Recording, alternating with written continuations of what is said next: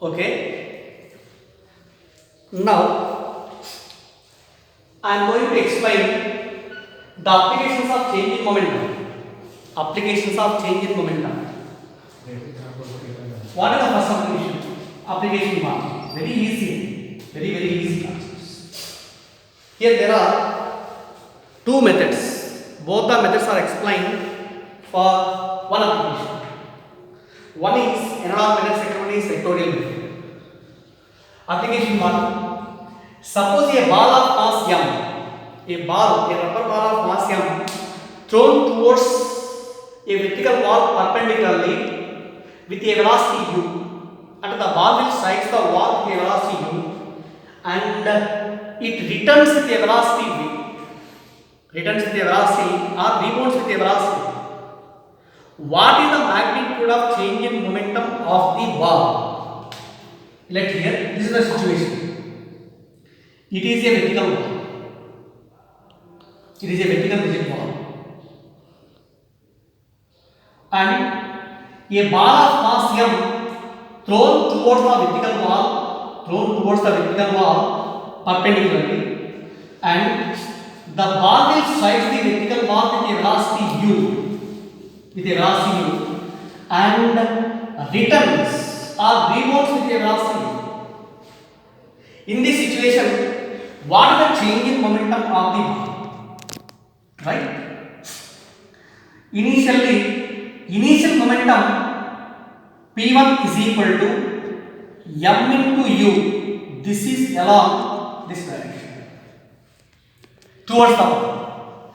Final momentum P2 is equal to m into v. Final momentum P2 is equal to m into v. It is towards negative x-axis. Only it's very simple concept. Suppose this P1 can be represented along the direction of P2, means it can be represented as minus mu like this. Minus mu. Now, change in momentum of the ball delta P is equal to P2 minus P1.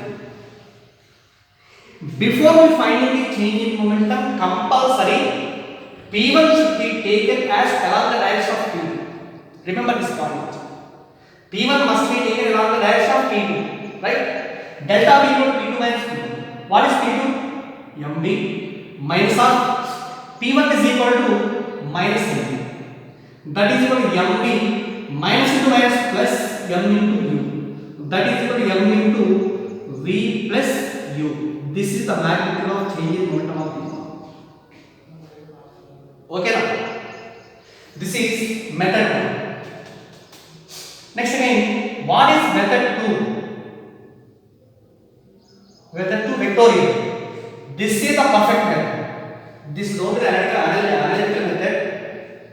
But generally just we are taking the formula from the 2, the formula apply just to the but method 2 vectorial method is the perfect method to find out the change in momentum delta P1. Let here, this is taken as x direction and this is taken as y direction. Along x direction, unit vector along positive x direction is I cap, and j cap is the unit vector along y axis, positive y axis. Along negative y axis, unit vector is equal to minus j cap. Along negative x axis, unit vector is equal to plus I cap. This is minus I cap. This is I cap. It is minus I cap. This is j cap, and this is minus j cap. Here all these are the I cap, j cap are the unit vectors. Unit vectors means mod I cap is equal to 1. Similarly, mod j cap is also equal to 1. Magnitude of the unit vector is equal to 1. Suppose in vector notation, let the ball is moving along the positive x-axis.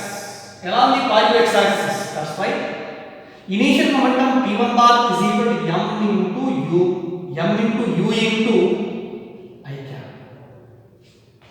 Okay now, mu into I cap. Final momentum P2 bar is equal to m into v. Final velocity is equal to v. In what direction? Along the negative x-axis. This is equal to minus I cap. So, this is equal to minus mp into I cap.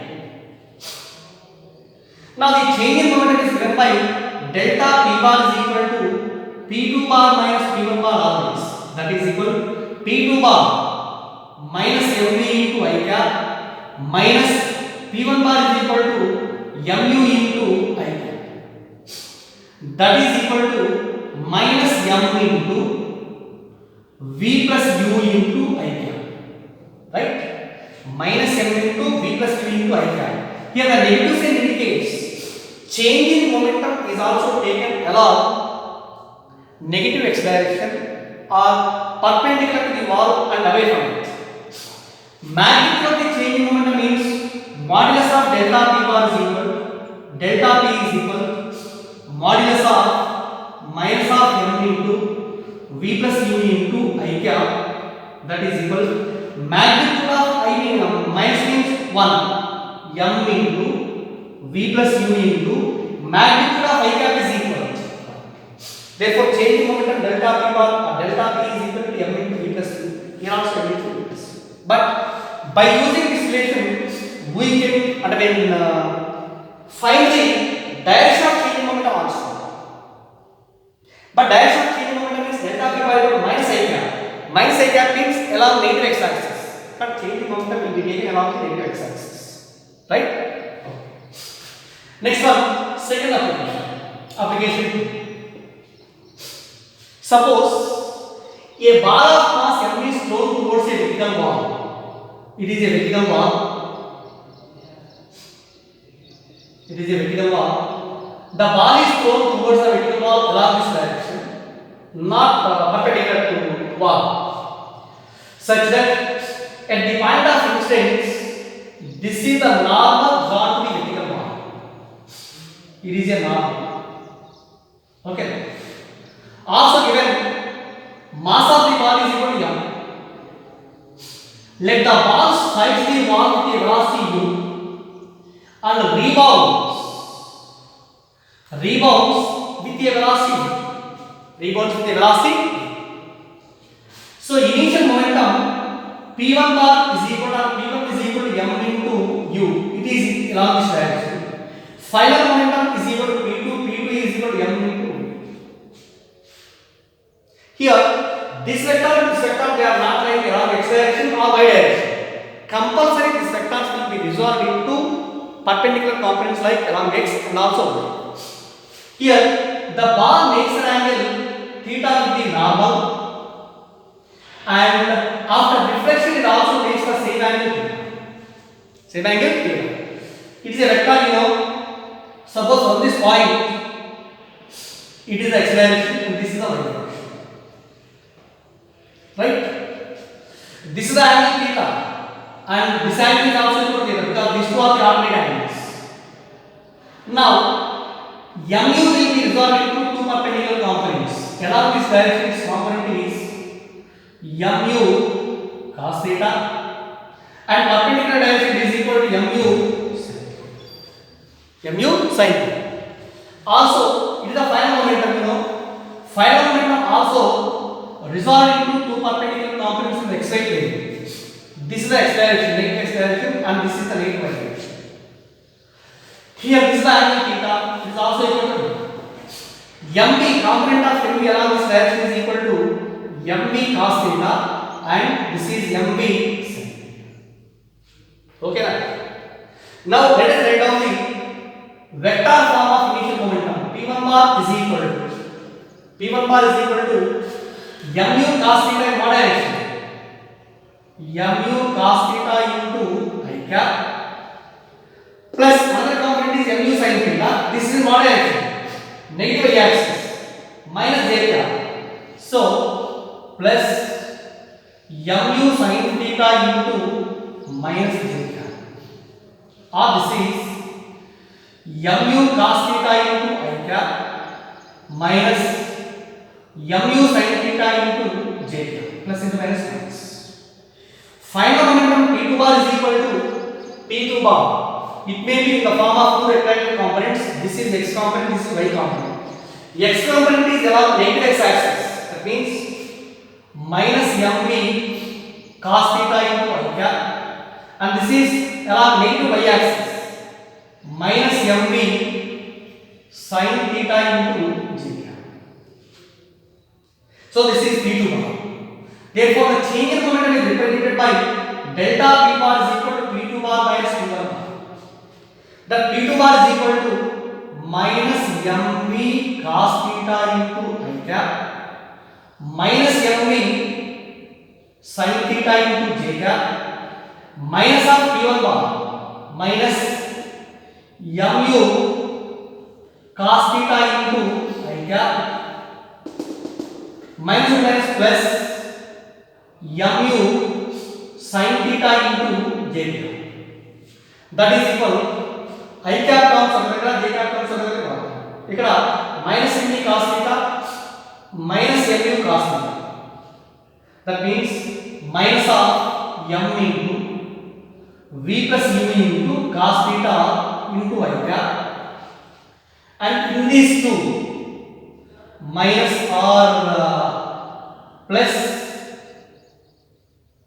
minus mv sin theta here mu sin theta. Therefore minus m into v minus u into sin theta into j. Minus of m into v plus u into cos theta I cap minus of m into v minus u into sin theta j. Otherwise, so this is the formula of changing momentum. What is the magnitude of changing momentum? Magnitude of changing momentum delta p bar body mass is equal to delta p is equal to root of. This is in the form of a x I bar plus a y j bar.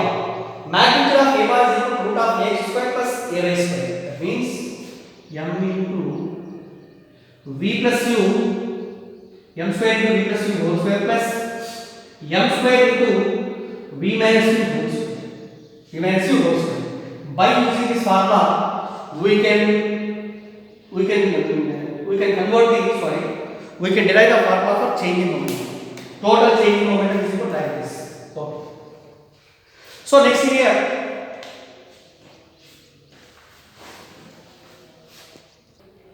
right here, this is the total changing momentum only.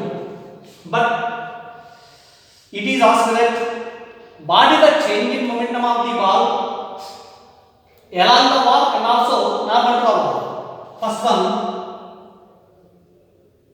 along the wall means parallel to the wall. Along the wall means parallel. This is the wall. Along the wall. Along the wall, what is the initial momentum? mu sin theta. Final momentum is mv sin theta. Therefore, P1 bar is equal to minus mu sin theta into j bar. P2 bar is equal to, why it is taken as j bar minus j bar along negative y axis. mv sin theta is also along negative y axis minus mv sin theta into j cap. Therefore, changing momentum delta p bar is equal to P2 bar minus P1 bar, that is minus of m into v plus u into sin theta into j cap. Magnitude of changing momentum delta p along y axis is given by m into v plus u into sin theta. M into v plus u into sin theta. Suppose here, if v is equal to u, means the ball will strike the wall with a velocity u and rebounds with same velocity. Then changing momentum along the wall is given by here. Here the minus sign is common. Minus of plus into minus. Oh, okay. Delta py is equal to m into v plus u into sin theta. V is equal to u అయితే 2mu sin theta. Delta py is equal to 2mu sin theta. This is along the wall and perpendicular to the wall. Perpendicular to the wall. This means this is the perpendicular direction. Initial momentum is mv cos theta. Final momentum is mv cos theta. This is along positive x. This is along negative x. Therefore, P1 bar is equal to mu cos theta into I cap P2 bar is equal to minus mv cos theta into I cap. Change in momentum delta P bar is equal P2 bar minus P1 bar, that is equal minus mv cos theta minus mu cos theta into I cap, or delta P bar is equal minus m into, or okay, minus of m into v plus u cos theta into I cap. Is it right? P2 bar is equal to minus mv cos theta, P1 bar is equal to mu cos theta, minus. Now on common this minus here, minus m into v plus u into cos theta into I cap. But in the first case, P1 bar is equal to minus mu sin theta j cap, P2 bar is equal to minus mu sin theta into j cap. Right? P2 bar minus P1 bar is equal to minus mv. Sorry, my students. P2 bar is equal to minus mv sin theta into j cap, minus of minus plus mu sin theta into j cap. Therefore, now here minus common is take minus m into v minus u sin theta into j cap. Therefore, delta P bar is equal to this. Delta P magnitude is equal to m into v minus u into sin theta. This is the magnitude of changing momentum along y axis.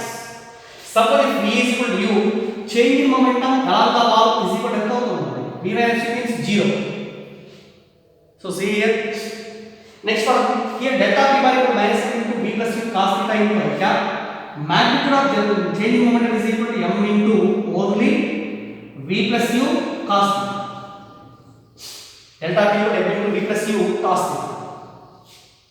Suppose here, if v is equal to u, delta P is equal to 2 into 2m into cos theta. This is the change in momentum normal to normal. Right? Okay, my dear students. In the next class, I will explain some more examples or some more applications regarding to changing momentum and also some more problems.